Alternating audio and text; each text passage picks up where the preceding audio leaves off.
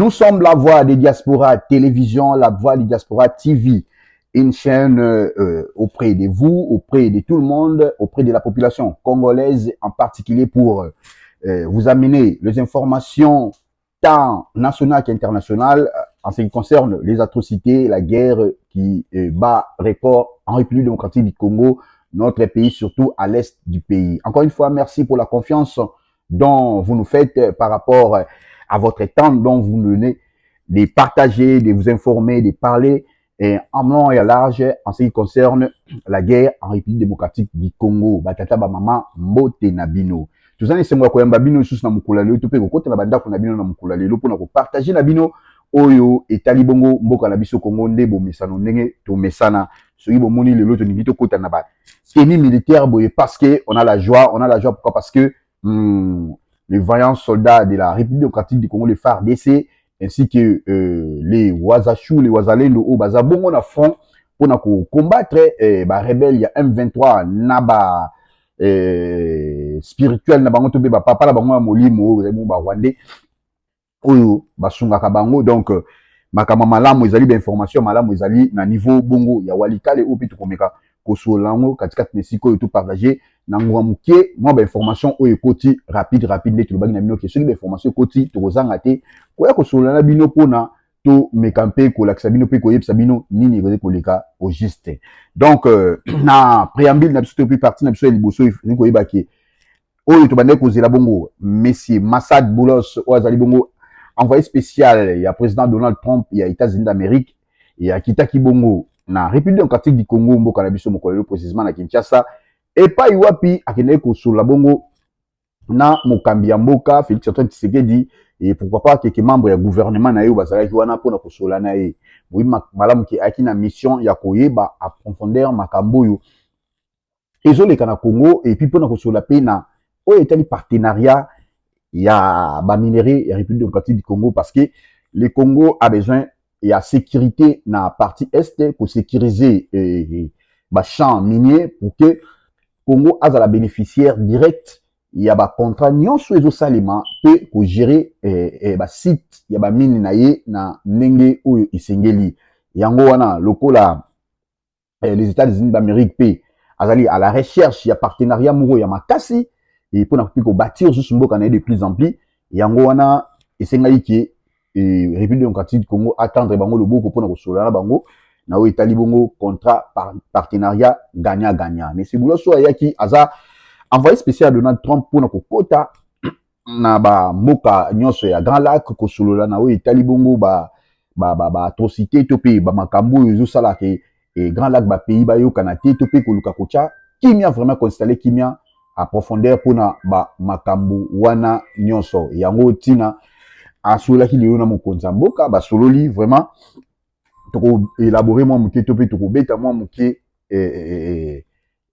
masolo na détail na oyo bakoye kosolola pona kosiyo ba ligne ya makambo nini basololaki ezengo yebaki mais c'est Boulos akomaki bongo mercredi à lelo 2 avril akomaki bongo mercredi alobi 2 avril na soirée na République démocratique du Congo et pas iwapi et ayamba makibongo na bakambi ya mboka esengi koyebaki azali conseiller principal pour na Afrique hein donc bien na lutu kolobaki ya ba pays ya Grand Lac et conseiller président Trump ayamba maki na président de la République son excellence Félix Antoine Tshisekedi Tshilombo na cité ya Union africaine azalaki accompagné na madame Corina Sandar secrétaire d'État adjointe pour na ba affaires africains et messieurs Dan Duman, directeur ya Conseil national de la sécurité pour l'Afrique, puis conseiller principal ya président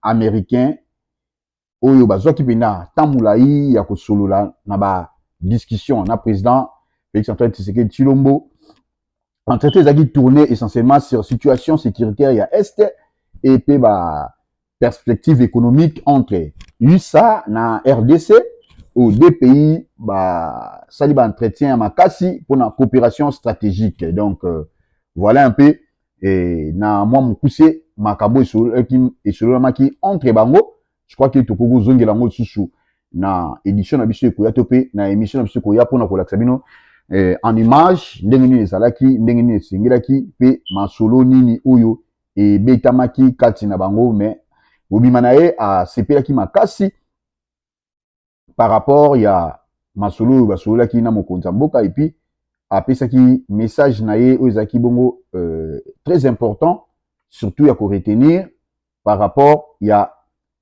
loboko oyo République démocratique du Congo étendre bango. Donc na maloba na ye alobi a se réjouir na collaboration entre bango na président Félix Antoine Tshisekedi et na équipe na ye pour na relation oyo eza plus profonde pour na ko profiter pe na peuple congolais pe na peuple américain et pour na ko stimuler ba investissement na secteur privé américain RDC notamment na secteur minier na objectif commun ya ko contribuer na prospérité ya ba pays wana mibale. Voilà un peu na détail ma solo oui ebetamaki toujours espérer que et continuité nango et kozala malamu mingi soki diabolisation ekotité soki mabe ekotité parce que tu que après RDC azo s'envoler bongo vers Rwanda après Rwanda akokende bongo na Kenya akokende pe lisusu na Uganda donc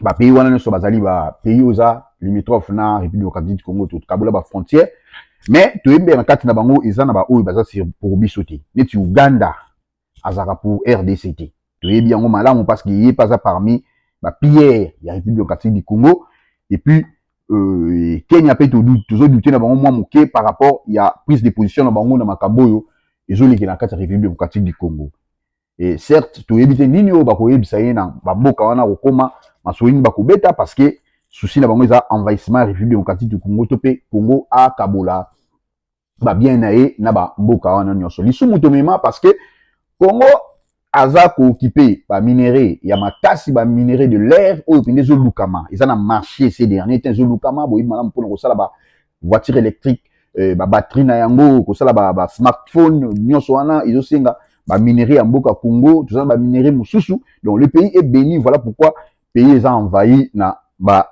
oyo bongo bazali mo ba nguna na biso donc to banga te pe to zela mabete pourquoi parce que si bato bayaka boye bazaka déjà na connaissance ya makambo bayeli ayebi déjà nini ayeli ayebi déjà nini ya kobeta donc akoko mitika te et qui peut-être bakosa ye ndenge oyo autai koya mikolo ete koleka na Congo ayaki na ndenge na ye député américain ayaki asola makambo na ndenge na ye et puis akede koloba babiloba loba na ndenge na ye oyo ye je crois certainement bafandaki ba 8 ans ya koyoka ba 8 ans ya kolandira ayitaka pour amcha en exergue topé en image topé na conclusion makambu nini oyo bango bayoka to makambu nini bayebisi Congo akita sur place après amemela Maison Blanche pour na koyeba ko pallier maintenant na marché wana eza profitable pour na biso pourquoi parce que déjà marché et États-Unis na peut-être Ukraine par rapport ya ba minerai to ndibite ki ekosimba lisusu parce que Ukraine déjà si a pris position à dialoguer de sous tabimi na kata ba dialogue wana donc cette fois-ci les États-Unis a tourné regard vers la République démocratique du Congo peut-être que à linga marché ça la le plus vite possible et puis pour aiba pe ko luka ko ya ko chakimia na République démocratique du Congo pourquoi pas ko tonga pe ba entreprise ya malamu neti to yebaka à l'époque ba General Motors surtout na ko benga GM na bitabe wana sika marché de la liberté zalaka c'était une société américaine oyo et ça rapide bande ko belé balongo na chômage ba travailler mais to yebi ndenge ni kufa ndenge ni bomama ba entreprise belé na Congo e kufa et comment coûte ba entreprise fictif oyo salema oyo remplacer ba entreprise mais oyo remplacer et comment ba privé ba imboka bazana pasi ya kokota na ba misala parce que ba entreprise privée et bandana na ba membre famille na ba condition ya ndenge na ndenge eza pasi nous allons croire que les Américains partant ya leur venue na République démocratique du Congo ba koluka ba fongola penda de to ba fongola G et ba entreprise ekota atana ba mine wana ba Congo ba congolais ba congomani ba travailler na d'une façon adéquate donc na ndenge ya malonga qui bana bazaka na mine ba betaka ba marteau ba salaka eza mwa pasi mingi il y aura des matériels où ba ko travailler et puis bango ba kozana pona ko mettre kaka la main pour basaka loboko ndenge salaka ekolongola bande ko yebeli na chômage et puis pe babuzo ba groupe armé oyo ekosila na kati ya mboka na biso parce que nalobaki la fois passé esika américain ayaka kotia loboko na ye alingaka masekiti alingaka bajeti surtout na oyo etali bacontrat contrat oyo so ezalaki na bapays mosusu elingi koleka mbangu kaka motema moto mais vous voyez que les américains pardon ils ont pris leur temps ya koétudier paramètre nyonso ya contrat oyo ndenge kongo ezosengela pour que ezala malamu mingi parce que bayebi ke na mabele bazokende Chine pas azalaka wana bayebi ke bamboka ebele bazalaka wana mais et ils vont venir na compte moko large donc l'espace moko munene oyo bakoluka ba travailler et sur minerai ya République démocratique du Congo les retours pe Congo a bénéficié Congo pe azwa nini ya malonga Congo ezana plus de 144 groupes armés talana mboka mobimba groupe armé donc il suffit que moi aussi je me réveille un bon matin nazui moi espace nanga moi zamba nanga moko boye nazui na tiepe ba rebelle nanga bakangeli nga pe carré minier nanga na badi pe ko sala mwa mbongo koyiba mwa mbongo eza mingi pe bato bafandaka na ba parlement na balataka ba veste wana et belé sont des responsables il y a un groupe armé et le PP Mbosso avait raison que vous les députés des nord ici qui vous quittez les groupes armés ayebaka yango moni kabe même qui a fungoli la biso pete banani na banani ti auto mitunaka mais ils sont là bayebi ils ont des belé ba sepela makamba guerre ici la té parce que bayebi que na est et ils sont des bénéficiaires mais cette fois-ci nous comptons pas na bato mokili mais c'est la main d'idée qui va s'engager pour na koluka ko benga na banguna ce puis ko tcha Congo na kimia bandeko baza violé bandeko baza tué bandeko baza na atrocité ba mususu ba bungsa ba boti na bango bana bakenda ipai papa bakenda ipai ba muna na kate mais ba bénéficiaire bazo lata ba veste baza na kimia bi bana bango baza na mikili ya poto bazo régner bazo baluka mais bango na Congo bazo bomba bazo sangisa makili baza ka ndenge mo na bandeko bazo landa nanga ba fang biongo et ba Rex Kazadi bango wana nyonso wana bazo kende na koluka ko kufa ya ba Congolais ndenge mo na gouverneur wazaki gouverneur ya moko ya province na bosani soki sidu bangi soki nini mukumadi ina yepe lisusu a rejoindre bango yepe a commis rebelle pe alobi azolande la cause eza noble donc ozomona ke tobana no liste silité tokoba un bon matin bakobanda kokende moko na mopanzi ya ba M23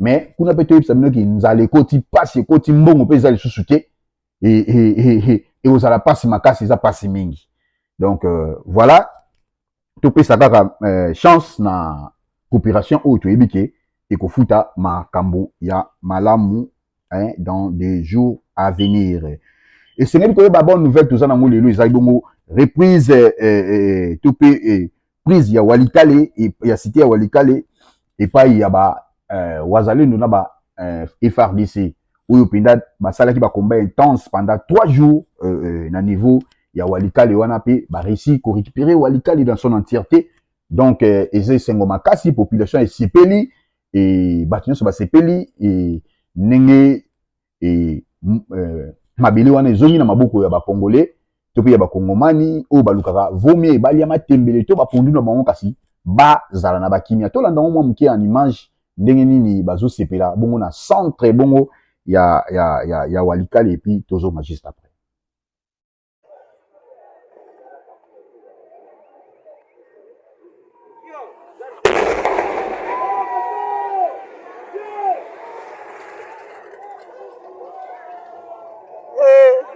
hatari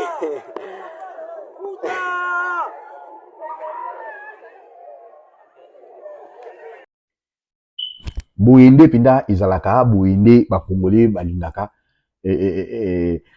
détermination ya ba wazalendo na détermination ya ba FRDC ezosala malamu mingi pour que mboka na biso ezongela bonsomi nango ezongela kimia nango dans son ensemble tu sais bino que difficulté comme makasi kota ba M23 nzala comme makasi bakokola shuko bundate parce que faire la guerre tout le c'est pas facile pour ça la guerre ça dit tu as des militaires au banduku futa de temps à autre parce qu'ils ont musala bazo salé là ils prennent des risques ils ont na bazo kufa na ba ligne de front wana famille na bango bénéficier de l'autre côté bango ba s'engager ka pamba boité le Congo est vaste aussi ça bango que objectif to keto za Kinshasa ba banda ba esika ba utina ba bunagana ba poussa na titi ba kuma Kinshasa c'est pas facile il faut que futa ka bango il faut balia ka malonga il faut makambo malonga il faut ba ça na assurance que les lolobi okobalukela bango te.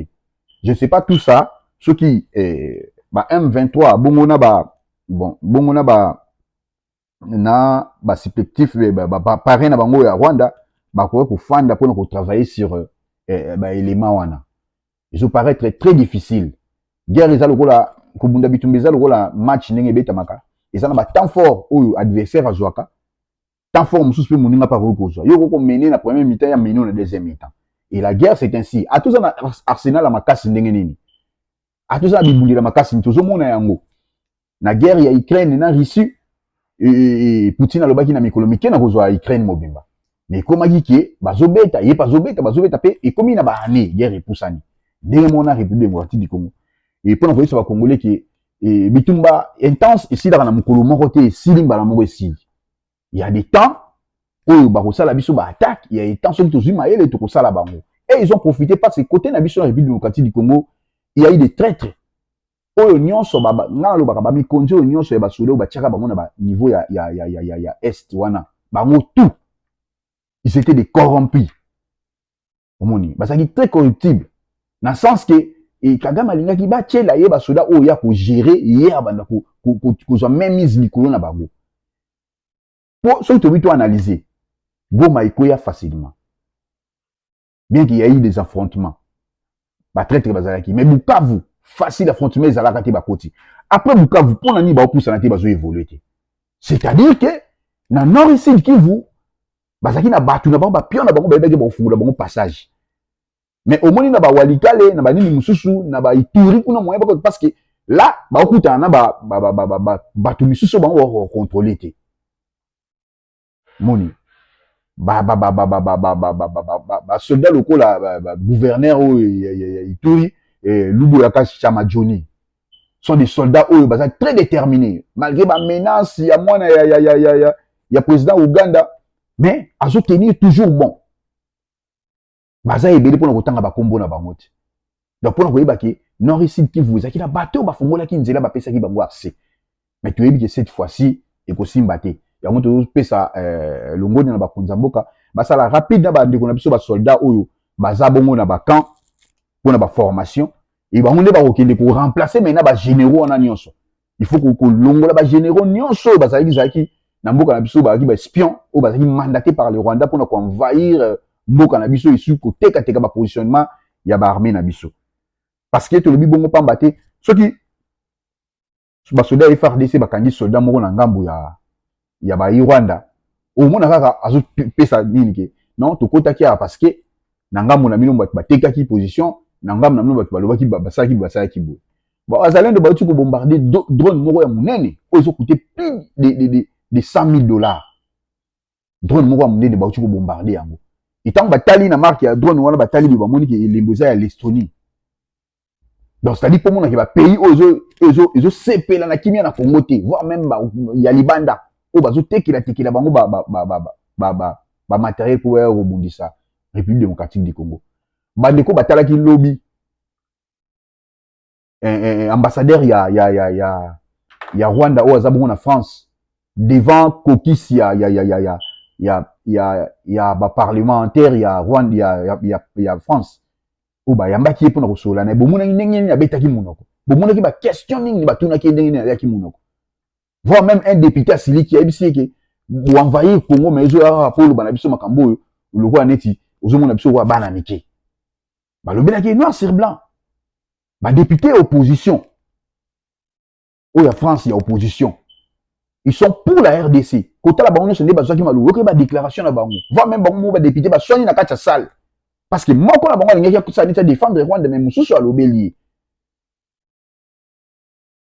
Congo bino bolobi buzana kati ya Congo te bo batuni ba soda Rwanda ba na kati ya Congo te ba soda Rwanda ba na kati ya Congo te bon pourquoi bino bo soutenir ba M23 pourquoi makambo ya so M23 ezotala bino et pourquoi bo sengi ke ba musiciens congolais balinga ba beta les 7 na Paris pour na concert de la paix pour na ko zo mambongo wana ko sunga bandeko ya Goma bandeko bazana passe na nini bino bo teme on niveau à Paris pe bo sali mukanda pa maire ya Paris pour na suspendre manifestation na concert wana sali maté soit disant génocide na bino.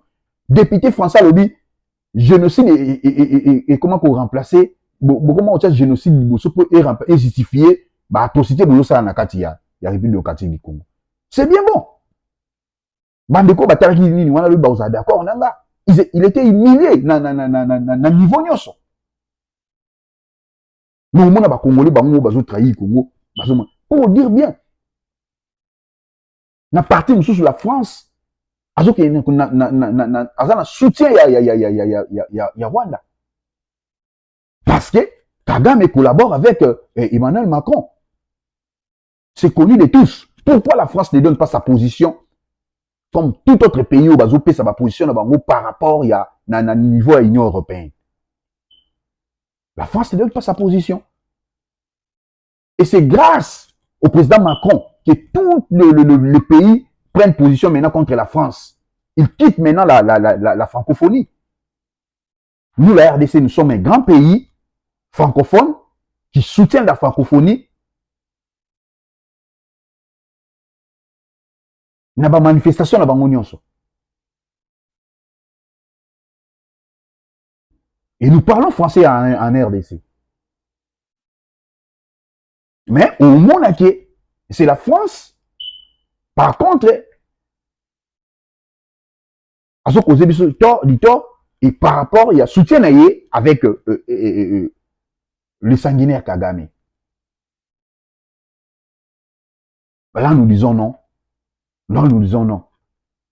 Et Emmanuel Macron doit être vrai avec la RDC. Chose à la vraie na Congo. Tu dis que c'est une image de Koleka. Récemment, l'émission de Salaki. Na kati ya France. Donc, autorité française, M. Bazoloba. Qui na kati ya mboka na bango. Na 18e arrondissement, il y a un Rwandais, membre du M23. Oh, il y a ça l'agence. Il a créé son agence. Il y a vente, il y a minéré. Oh, ils ont na kati ya Congo. Mais na kati ya France, mais a foutre à taxer, a foutre à importer. Tout ce que ça vient dans l'image. Bouta la sous-type pour un lobaki. Comment est-ce que Moutasali, ni na kati ya France, il y a minéré, a foutre à importer, a foutre à logo, mais France a payé accès. Voilà l'image. Liasse fiscale. Il n'a jamais déposé ses liasses fiscales, il n'a pas répondu à ses obligations, mais il n'a jamais été contrôlé. Et il faut savoir que depuis le mois de janvier, les États-Unis ont pris des sanctions contre des dirigeants rwandais, contre les entreprises également de dirigeants du M23, mais la France n'a encore rien fait. Et c'est absolument hallucinant qu'on puisse avoir à Paris, aujourd'hui, une société de conseil minier qui soit immatriculée, qui ait son siège dans les beaux quartiers, qui soit dirigée par un des porte-parole du M23, sans que la France ne trouve rien à redire. Cette société doit être fermée, ses biens doivent être saisis. Il faut immédiatement que la France s'engage pour que nous ne puissions plus avoir des criminels de guerre qui puissent immatriculer leur société de manière absolument libre en France. Il y a des pays qui sont vrais avec la RDC. Il y a les autorités au bazo compatir dans la République démocratique du Congo à travers leur pays. C'est comme la dame ici qui parle. Azoka passe na makamboze na kati ya République démocratique du Congo. Tout en anoué na image, ndenge na tombo qui na kati ya Union européenne pour na kolubake. Trop c'est trop, il faut bazo solution dans l'immédiat pour frapper l'agresseur de la RDC. Image. Que dire en une minute sur un conflit qui dure 30 ans? Avant tout, je tiens à adresser mes condoléances à toutes les familles congolaises. Nous sommes à vos côtés. Parlons chiffres, plus de 10 millions de morts, près de 7 millions de déplacés, plus de 2 millions de femmes violées et plus de 200 fosses communes. La situation est horrible. Il ne s'agit pas que de religion. Cette guerre concerne des matières premières critiques volées par la M23, soutenues par le Rwanda. La Commission doit agir tout de suite et très ferme, Madame Kayas. Je n'ai pas entendu le Rwanda. Je veux que vous sanctionnez le Rwanda, suspendre le mémorandum tout de suite et le soutien financier au Rwanda. Mettez en œuvre les sanctions. 15 ans déjà que les victimes attendent que la justice soit faite après le rapport mapping des Nations Unies. Créez aujourd'hui un corridor humanitaire et donne l'aide aux femmes et aux enfants violés. Il est temps d'agir. Amani, Amani, Amani. Et pour ceux qui ne comprennent pas le Swahili, ça veut dire la paix. de Vrede. Et c'est le nom de ma fille. Ma fille s'appelle Amani, la paix. So ikutu bato misusu mboka mususu kuti ya libanda na makamba boyi. Ozomona nde bazozwa kanda likolo makambo etali Congo. Mais vous verrez les Congolais eux-mêmes, surtout ceux qui vivent à Kinshasa, pour eux c'est comme si il n'y a pas de problème, le pays est au calme, il n'y a pas de problème à l'est. L'autorité, tout les politiciens congolais pour na bango et l'autre côté, tout est normal. Parce qu'ils sont véhiculés, ils ont l'argent, c'est normal. Mais aux hommes, il y a un mot comme ça, ils ont téléma, ils ont fait ça, kanda, mais nous-mêmes à l'intérieur, et donc, comment côté? Normal, normal. Bon, la position là, Tobi comme la position Nzala, comme la position à Passi. Parce que à Goma, cette fois-ci, ces derniers temps plutôt, Mbongo est insulté. Difficulté ça. Mais madame qui va banque tout, et va ne fonctionner. Oh, bah, comme écoute, l'idée, bah, de ça, là, Mbongo le kuta, pour le kota. Mais ici, il peut karaté. Maintenant, qui va maintenant engager son argent? Parce que, entre eux et eux-mêmes, soit disant des rebelles, Mbongo kanezaki. Nana ko chambongo na grand somme mbongo na azo assurance qui tokozwa Congo tant tokozwa Kinshasa tozu Congo mobimba yende tokozwa mselo to tokopesa au poste boy. Nana ko croire na magie wana. Parce que conquérir Congo mobimba atoza na Sénat la monde c'est pas facile. Si ça date au temps de Musée Laurent Désiré Kabila que vous avez fait des atrocités, vous avez réussi à reprendre le pays tout entier. Mais c'est pas c'est temps ici. Le moment est révolu. Il y a des Congolais qui sont éveillés. Aussi l'amour qui déjà pour na bango boko accès les sociétés ya kokota na bosomi ya mboka kozwa Congo mobimba. Non. Non. Tu tues les Congolais, tu verses le sang des Congolais et tu dis tu viens pour libérer les Congolais. Quels sont ces Congolais là que vous venez libérer? Congolais ngwendenge nini? Ngo bomi mama nanga, obomi papa nanga, obomi ndeko nanga na este. Après oye pa na okoti na Kinshasa lobi na eko libérer bino. Non. Non. Non. Mais au moins, quand on a groupe ski, on a bimike, ne pas soutenir Babiloko wana. Neti basango ya Senko. Neti basango ya Senko toloba. Basango bazoluka nini. Basango bazoluka nini. Vous travaillez pour qui? La Senko, vous travaillez pour qui, s'il vous plaît? Le père spirituel. Ne na fali binazo regretter na bomona na ngani na baneko kongola mabonza na catholique na Saint François. Xavier na Masina Petro Congo. Nazo regretter. Na kilt ba jeune ou za deuxième kilt so ba jeune ba ya luka basi ou za kilt ti o ba jeune ba ya basi kilt ba jeune o mobile na ngaza ka colite nani donc poto ko sa mara trop na Kongola mabonza mais tala ba sango lelo ko tout temps na ko to za na biso ba sango mindele ba père André ba père Philippe banan do to komela ba monseigneur Ambongo Babe Choli. Mboke za na guerre. Mais bino na neti bozo travailler na CCC, na complicité na ba rebelle na ndenge moko boye. Mais bozo masquer yango tozo luka kimia na Congo. Kimia bozo luka na Congo. Botamboli ba pays Afrique bo pesa biso résolution te na makambo kindaka. Boum. To moni bino wana pa. Boke pa Macron. Oyo bolo pa Macron to yebiti. Bango wana lelo bakomi kuna na nini na États-Unis. Écoute, Antonio Guterres. Pour na koloba nini? Guterres sur que M23 a un matériel sophistiqué, il y a makasi, il y a minene, oyo mutita ko boto la bonto combattre bangote. Bino écoute na Guterres. Pour bosenga nini, pour boloba nini? Aussi longtemps les États-Unis atindi émissaire na la République démocratique du Congo, pour na batali sa ba réalité ba solo là. Mais bino bokati, bobe sa lobby na bino kuna. J'ai été inquiet et puis déçu. C'est pas une raison na makamba guerre il y a sanctionner les Rwanda. Il y a beta ba sanction. Pour na ba Congolais, oh ba bomi butoyo kati ba sango bo lobeli yango bo ki passe pour nango. Bo sala ta discours moko par rapport à ba tosene ba bomi ba Congolais na Goma na Bukavu na nini. Tant ba sanctionner Rwanda ba sango ya biso ya Congo ya biso. Bozolo bake is important que va sanctionner Rwanda na makambo yo senga kufanda kosolo va sanctionner Rwanda te. Vous nous prenez pour qui? To qui bana mike to si to koli to fungwa mimisu to yebi makambo. To yebi makambo. Bo tika bisona makambo bo tiki mpaka na biso to yeba ke ba samwa ba ki mitema mabe contre le Congo.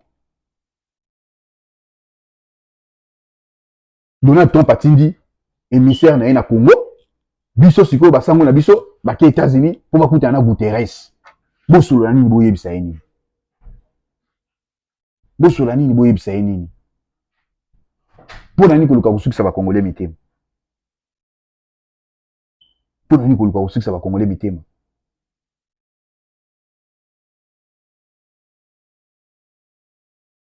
So ezaki na tango Mobutu. To pe na tango ya président Joseph Kabila. Mais basango bengo tambola boyete. Kabila o wapi? Kabila kaya China rambo bino basango azoluka kimia na makambo na yemo bino basango bobimbo ke tambola. Obo sa ba lobing. Obo zonga te, bo kota Congo te. Na tango Mobutu. Mama bo Mobutu va permettre en hauteur. Et ça pour le gouvernement, il y a Félix Tshisekedi le roi président ça large. Président ça fédéral, aligni batu nyonso, apesi liberté na mutu nyonso. Aluka moi asala moi loko na o eteli kimia na Congo na ni. Bo profiter tam suna bengo faiblesse, bo profiter na faiblesse wana. Po sala makambo bozo sala wana. Botamboli na Rwanda, botamboli na nini na Uganda. Mais pourquoi beaucoup maï Burundi te mituna? Pour nani ba mona inda chimie ete? Parce que babi ke position basango babi ke position da chimie président Burundi ako alingi makambo ya Rwanda te. Awo se pe na Rwanda te.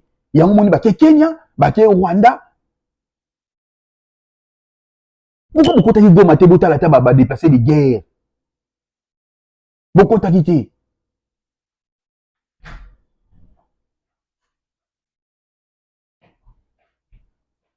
Topé sa Katienz a raison. Oh, le baki ke basango balabaki bazo travailler na bango pona muto ako yasema.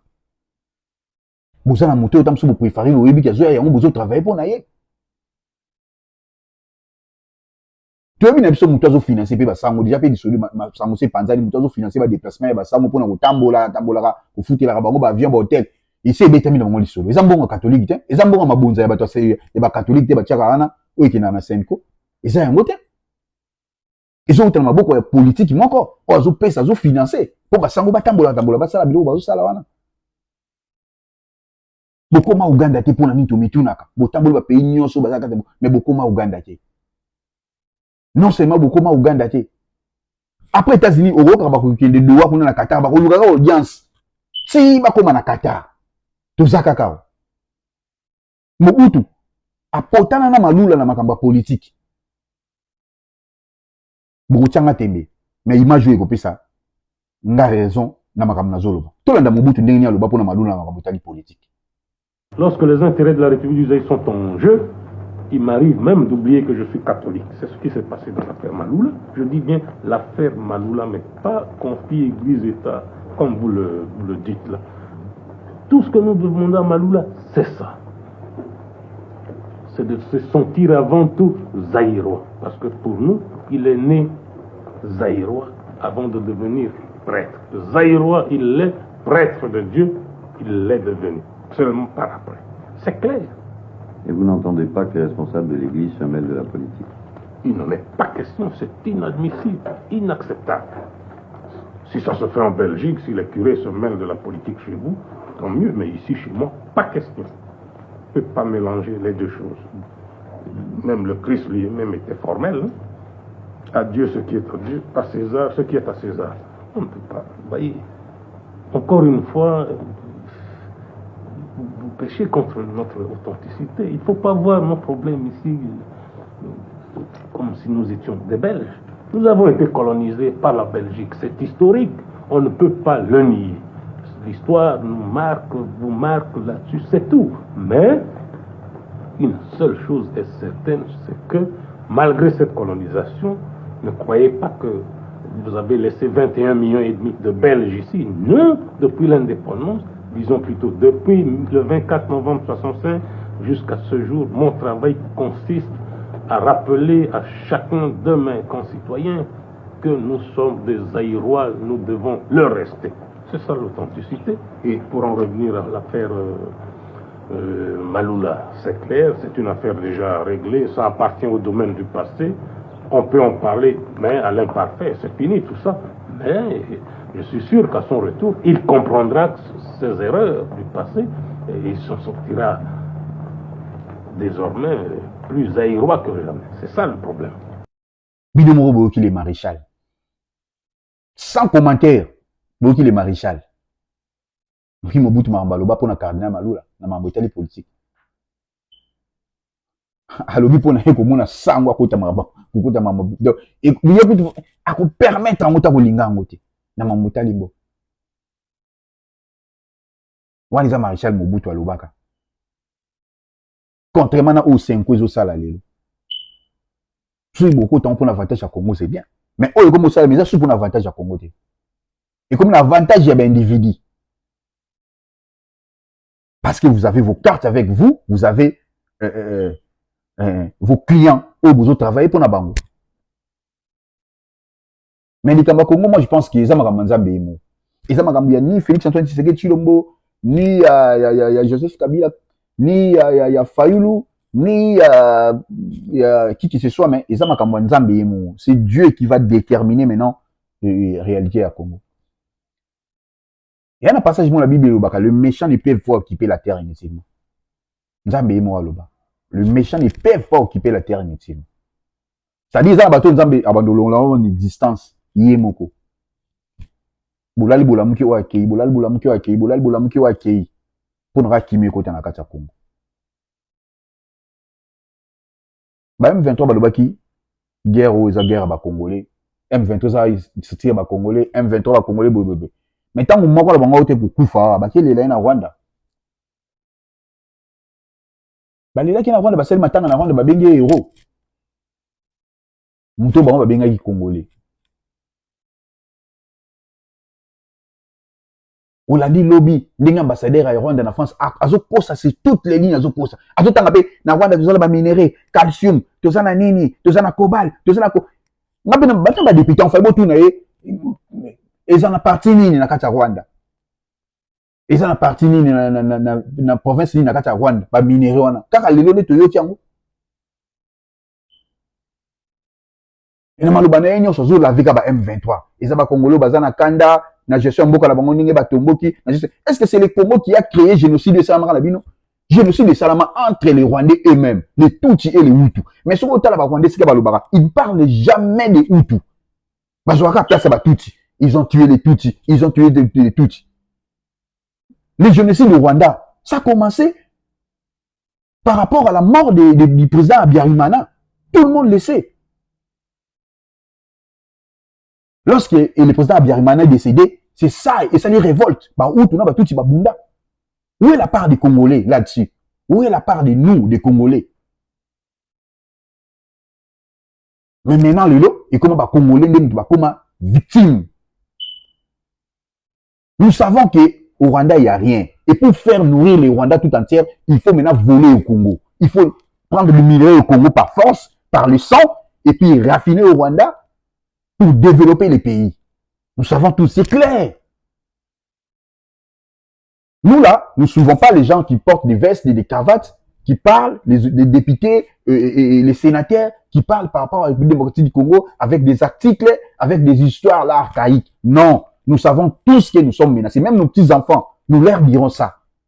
Et ça va rester gravé en eux.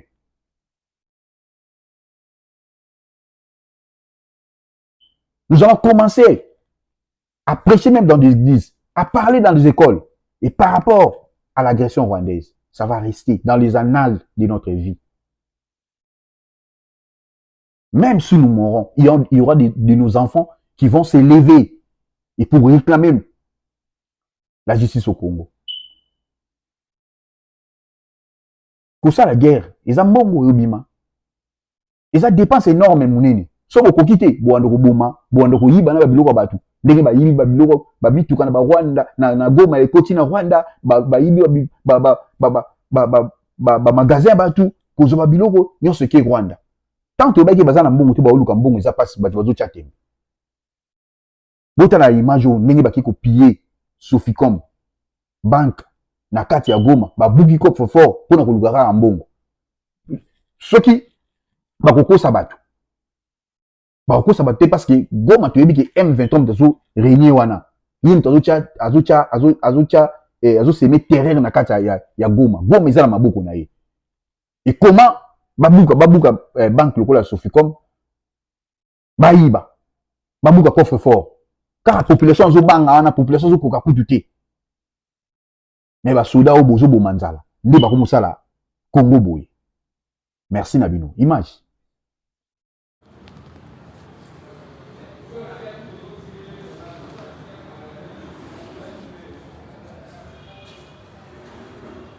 Les petits coffres qu'on a pillés, qu'on a forcés, et le coffre central ici.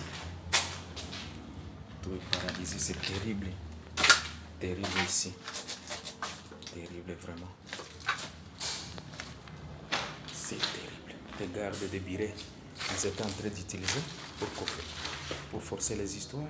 C'est terrible.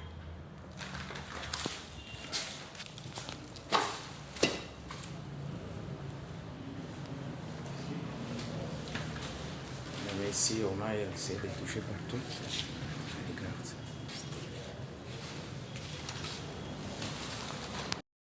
Bomoni image. Na image à boy. Un civil ne peut pas faire ça. Azoatan na yakuta na banque à payer banque tiabu ko coffre fort. Eza bango. Ceux qui ba yoki nzala baki na banque. Parce que ba banquier ba boyi na bango ko répondre ba travail mbongo ezate. Bato ba ba wa libérer Congo. Wande libération ba sali Congo. Wande libération ba yosa na Congo. So ba yoki posa mwasi baki na nzoto ya ba Congolais. Soki ba yoki posa ya mbongo baki luka ba banque ba buka ba coffre fort. Soki ba yoki posa mituka baki yiba oyo bakubotola oyo ba Congolais na Goma. Bato ba ba ko libérer mboka na biso. Par contre, bango balobaki ba justifier rébellion na bango na mauvaise gestion ya pays. Mauvaise gestion ya pays. Mais ça fait bientôt 3 mois. Oh, bazo occupé partie à Est. Bozaki Bunagana. Na contrôle na bango pendant 24 mois. Si ko Congolais ont mis tout dans le questionnement. Combien de kilomètres ya banzela ou basali? Banda bazwa Bunagana. Parce que babaki bango baye bote la Congo, babongisa, basala makama malamu na Congo. Combien de kilomètres en nzela basali? Combien de salaire au bamatisi? Il y a des agents au bazar kuna, il y a l'État. Combien de personnes va trouver un emploi? Na cité nini ba tie mai na courant, na cité nini o nyoso bazui. Ba entreprise nini basali. So les ko bomande te.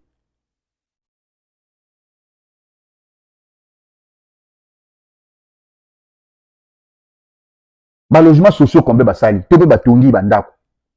Pour na bato ba bandolala, ba dépasser les guerres bango wana bazaki, tamsu na campement na bango sika bazalaki wana, o ezaki ke ba organisme ya kosunga bango ata na moya ya kolia ya kozala nango. Tango bakomi na Goma, ba bengani bango bozonga ba côté, ba mususu ba bengana bango na bazongi, azoye ba kota zozongi la te. Ndako ezaka susu te.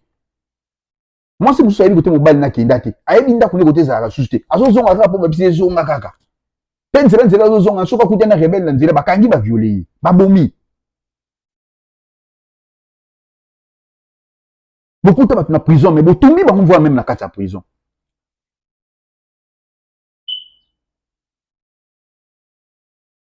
Combien de hôpitaux batongi? Mais les premiers à bombarder les hôpitaux bakoti. Parce que les détenus parti plus riche ya Congo, ba parti ne so bango bazui. Et ça va parti plus riche au bazwa. Ba ça peut coltan za wapi. Minéraux za convoité na monde mobimba coltan. Il y a nouvelle technologie. Et za wapi.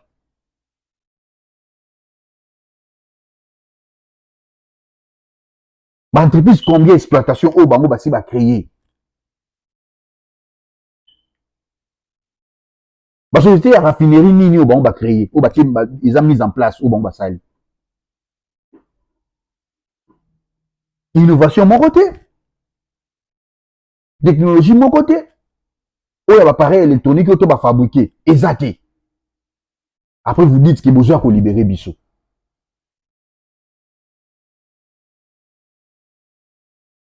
Attends, que Israël na tamro boye. Bah, on a film en Égypte, mais Hermo, bah, mon aïe, moi, mon képe, qu'on se retrouve dans les Haïti, bah, comme on déclaré par Moïse, que, on a coûté se payer, tout fata, qu'on a nini.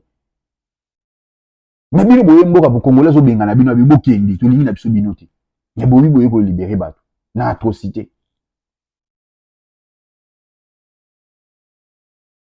Bissot, le baka, awa.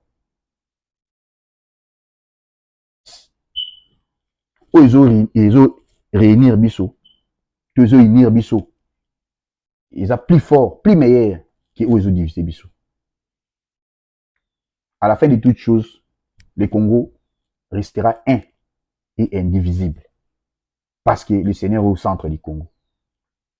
Le Congo, c'est l'église de Dieu. Le Congo, c'est là où il y a des gens qui invoquent le Seigneur. Et ils ont ça la justice. Vous dites qu'aujourd'hui, vous combattre Félix Tshisekedi. Mais Félix Tshisekedi a okende na ye. Toujours bandi ya koloba okende na ye. Alors même Congo na mon Congo te okende na ye. Mais ba Congolais nde mba oyo kaka passe. So Félix yango azaki abayaki na ya lembaki. Akope ko céder na mboka. A signé na pe contrat moko ya bien te na ba rebelle a céder na mboka ke na ye. Bana ba ngaba oyo ka passe. Ako la mka bon matin lobi bon atiki na pouvoir. Il prend sa famille, ses enfants à Kenaye. Comment des alitambo? Mutu moko tazoka mboka na minduki. Aya ko sala makambo malunga na mboka wana. Mutu moko te. Qui tu par le paix, péri par le paix. Pour notre information à Mike, et c'est les 4 eaux. Donc, c'est-à-dire lobby et Nations Unies, Bakufanda, pour na kota la bongo ba faisabilité, il y a ba décision au ba zwaki pour na makambo tali makambo ya Congo. Peu importe ba bilo na mino bozo sala. O ba masolo na mino bozo beta. O ba pour parler ya boye. O ya boye. Nations Unies ku makambo ya bango ya bino ba résolution ya ba nini etali bango ti. Conseil de sécurité des Nations Unies, ils vont décider. Baba qui va couper dans les 4 points de la faisabilité, est-ce que et sali et simbi raison pour laquelle bomoni ba Rwanda ba musala moi ba gemro na ba zone mususu bazui bazolongwa ka bango moko buru mais tant bazolongwa na ba sala contour ba sala ba campement à côté mususu parce que celui ba raté au côté kisangani bazolongwa ba côté na côté mususu et ce qu'on peut côté ka image na mokili ba sala neti ah to se retirer pour mona ki to se retirer qui nous savons tout ça to est bien aussi à la ligne ba ko ça mututé. Parce que ça, à côté, de ba côté, ba kuti ba bazate. Le peuple se réveille un bon matin, mamoni M23T. Pour ba exception de ba se retirer. Donc, le Conseil de sécurité des Nations Unies doit frapper fort pour ne pas makambo en fait que si là. Ba violer si là. Ba tuer si là. Et désormais, le Congo, va devoir célébrer le génocide. Nakati ya Congo. Et le 9, na Doha, caucus ya ba représentant ya Rwanda, n'absolué ba M23, na ba epe kotanga bango. Na ya RDC, ba okuta na Doha pour na masolo msusu. Pour na continuer sous kosolo la, koyeba soki aboutissement makambo ezo kinene ngani.